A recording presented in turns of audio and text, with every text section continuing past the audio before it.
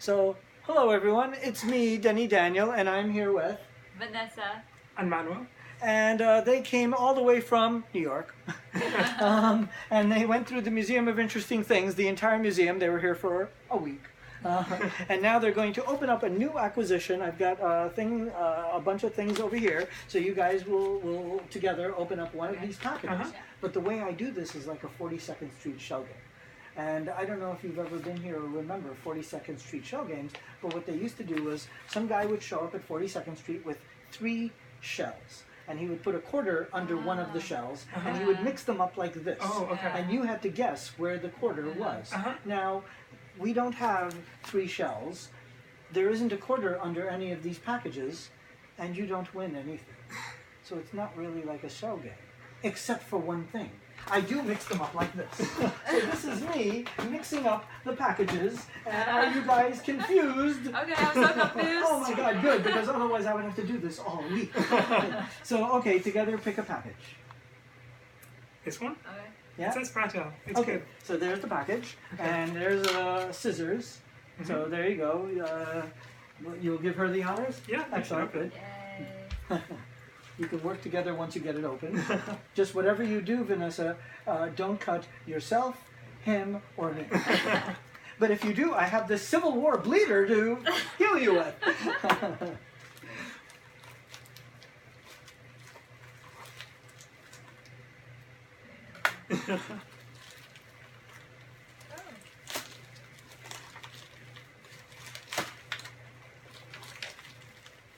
You may want to cut the side of it.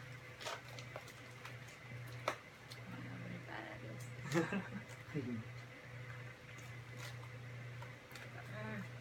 How many tape? I know, they really do a good job of these things. Yeah. Oh, okay. Oh, there we And go. you can help. And Bring it up. Should we blend a bit more? Okay.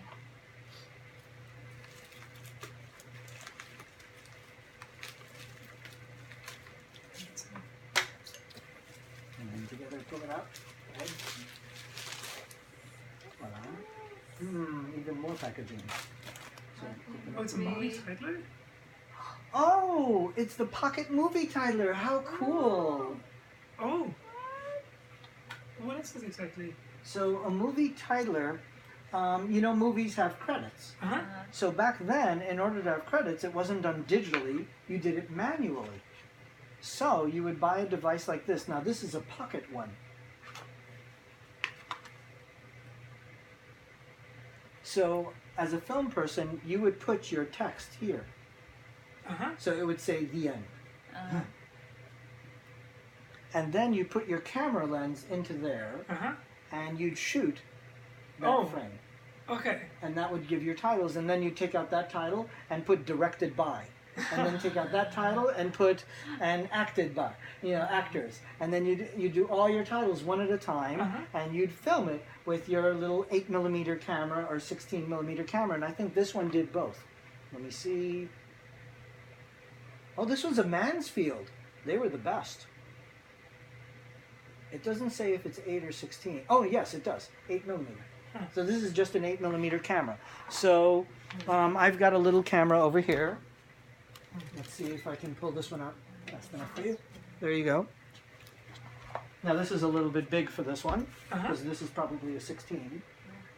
Yes, this is a 16, so it's a little big for this. But you would put your camera like this, and then film.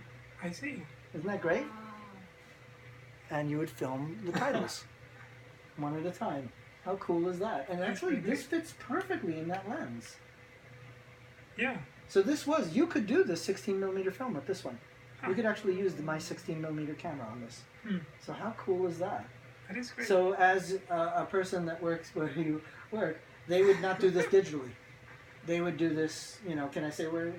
Yeah. Sure. Yeah, Google. So at Google, they would do, you know, if you were doing a film, or if you worked at YouTube, Google now works, you know, owns YouTube, right? So to do your YouTube video, you would put the titles like this. So it's ironic that you should open this because you guys own YouTube, and this was the film for that. What do you do? I don't even know. I have a CBS. You work at, oh, so that's oh my God! So if you were, the irony is unmistakable. So you use this every day, don't you? No, I'm not at the TV side. Right, but still, it's, Yeah. but I mean, you would use this every day to do Yeah. your titles. That's so ironic. Now, I'll tell you what everybody in the world is laughing right now, because you don't know this, but I do. People who open up packages in the museum the package picks the person more than you pick the package. So we found out in the first year, we were noticing there was a pattern, that people would open up a package that was ironic or uncanny to their personality. So people would say, oh, I work at CBS or at Google, or I do YouTube, or I'm a filmmaker and this is a titler, and they'd go, how ironic.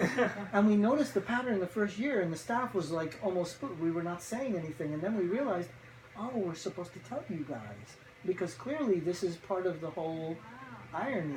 And it's literally at least 80% of people open up packages that are ironic to their personalities.